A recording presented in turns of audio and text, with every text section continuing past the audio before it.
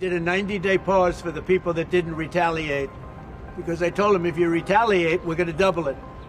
And that's what I did with China, because they did retaliate. In a dramatic switch-up just hours after his sweeping new tariffs came into force, US President Donald Trump has announced a 90-day suspension on higher import taxes and slashed reciprocal tariffs to 10%, except for China, which now faces a staggering 125% tariff hike. Well, I thought that people were jumping a little bit out of line. They were getting yippy, you know? They were getting a little bit yippy, a little bit afraid, unlike these champions.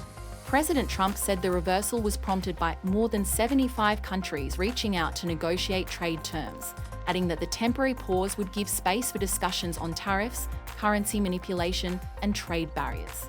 However, the president reserved his harshest measures for China, which he said had retaliated against US tariffs, prompting him to quadruple duties on Chinese imports. China wants to make a deal. They just don't know how quite to go about it. You know, it's one of those things they don't know how quite. They're proud people. And President Xi's a proud man. I know him very well, and they don't know quite how to go about it, but they'll figure it out. While the new tariffs sent shockwaves through global markets, Australia has largely avoided the fallout. The country's 10% tariff was already among the lowest, and it remains unchanged under Trump's temporary tariff regime. Although Australia is not worse off, some analysts argue its relative advantage has diminished since other countries will now face the same 10% baseline.